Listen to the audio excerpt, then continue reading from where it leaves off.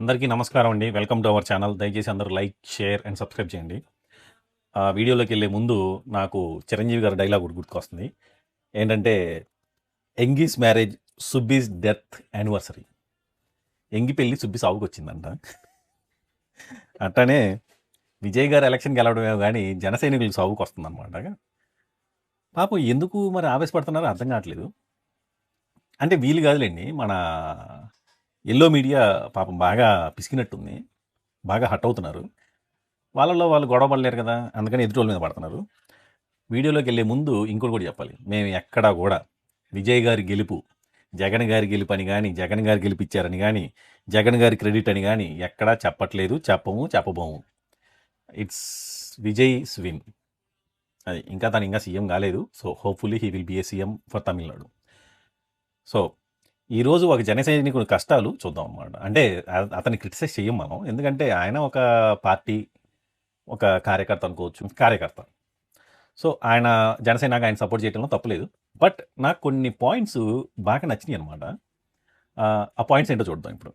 అప్పటి నుంచి ఆయన్ని పవన్ కళ్యాణ్ గారిని కంపేర్ చేస్తూ మన మీడియా అండ్ సోషల్ మీడియాలో ఒక కొత్త డిస్కషన్ మొదలు పెట్టారు. ఒక చర్చ్ కి వెళ్లి హారతి ఇవ్వడం ఎంత వింతగా ఉంటుందో, అక్కడ రాష్ట్ర పరిస్థితుల్ని మన రాష్ట్ర రాజకీయ పరిస్థితులతో కంపేర్ చేయడం కూడా అంతే వింతగా ఉంటుంది. మన దగ్గర 1950s నుంచి అధికారం రెండు కులాల మధ్యలోనే మిగిలిపోయింది. మరీ ముఖ్యంగా గత 30 ఏళ్లుగా ఆ రెండు కులాలలో కేవలం 2 కుటుంబాలు మాత్రమే అధికారాన్ని చూసాయి. అదే తమిళనాడులో చూస్తే అక్కడ కాస్త మరీ లాస్ట్ 30 yearsలో 2 కుటుంబాల మధ్యలో, విచ్ ఈస్ రాంగ్.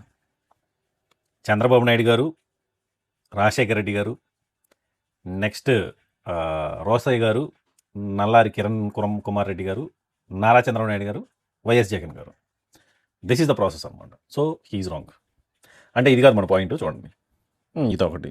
జయలలిత ఒక కాస్ట్, పన్నీర్ సెల్వం ఒక కాస్ట్, స్టాలిన్ కరుణానిధి ఒక కాస్ట్, విజయ్ ఒక కాస్ట్, పళనిస్వామి ఒక కాస్ట్. అండ్ అలానే మోస్ట్లీ వీళ్ళందరూ ఐడియాలజికల్ గా ద్రవిడియన్ మూవ్మెంట్ కి అలైన్ అయి ఉంటారు. అలాంటి ఐడియాలజికల్ లేయర్ మన ఆంధ్రప్రదేశ్ లో కనబడతారు. వీళ్ళందరూ కూడా ద్రవిడియన్ ఐడియాలజికల్కి అటాచ్ అయి ఉంటారంట. సో నా క్వశ్చన్ ఏంటంటే, మీ నాయకుడు ఐడియాలజీ ఏంటి? మీ నాయకుడు ఒక సిద్ధాంతం ఏంటి చెప్పండి? కమ్యూనిస్టా, బీజేపీనా, కాంగ్రెస్, వైఎస్ఆర్ కాంగ్రెస్ కాదులేండి, టీడీపీనా, మమతానా, ఏంటి మీ నాయకుడు ఐడియాలజీ ఏంటి? ఫస్ట్ వాళ్ళ ఐడియాలజీ తీసి పక్కన పెట్టండి, మీ నాయకుడు ఐడియాలజీ ఏంటో కొంచెం చెప్పండి. ఇంకా వెళ్దాం.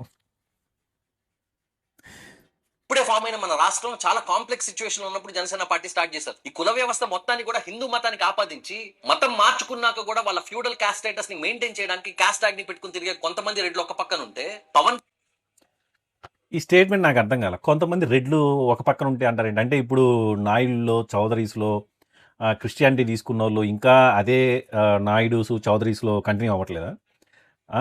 అది ఎందుకు ఒక్క క్యాస్ట్నే నువ్వు పాయింట్అవుట్ చేస్తున్నారో నాకు అర్థం కాలేదు.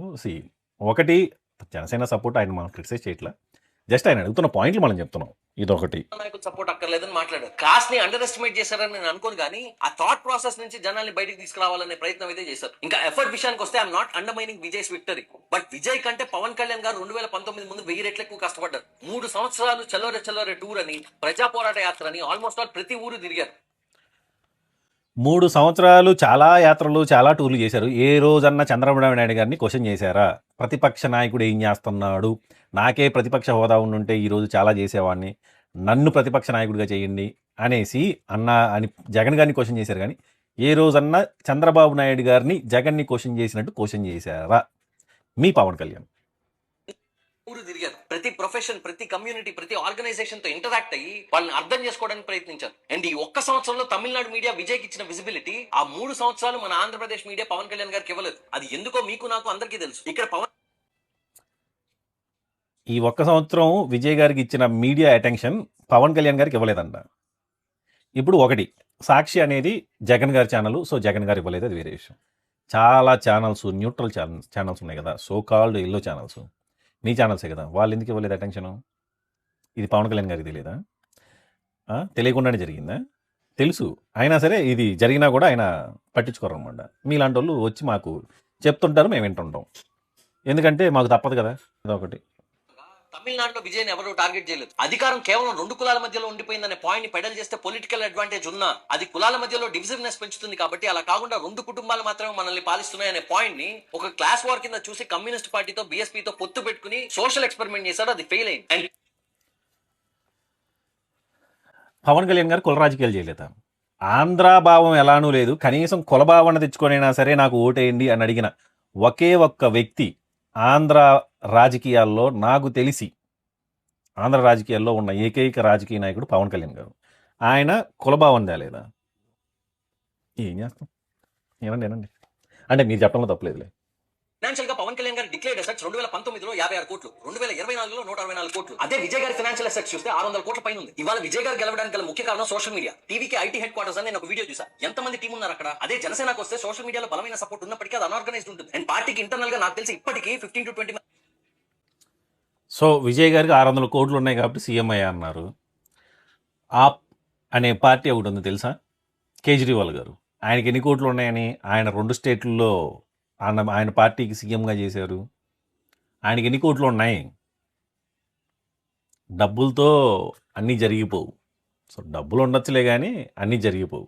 ఛాన్స్ ఇచ్చారు. అండ్ బై కాస్ట్ పార్టీ నాకు తెలిసి ఇప్పటికీ 15 to 20 మెంబర్స్ మాత్రమే సోషల్ మీడియా టీం ఉంది. పాపం వాళ్ళే కింద మీద పడి ఏదో ట్రై చేస్తారు. ఇలాంటి సిచ్యువేషన్స్ ఎన్నున్నా ఏదైతే అది అయిందని సో ఇప్పటికీ మీకు గ్రౌండ్ లెవెల్లో కార్యకర్తలు లేరు, సోషల్ టీం లేదు అనేసి చెప్పుకునే పరిస్థితుల్లో ఉన్నారంటే దాని మిస్టేక్ ఎవరిది?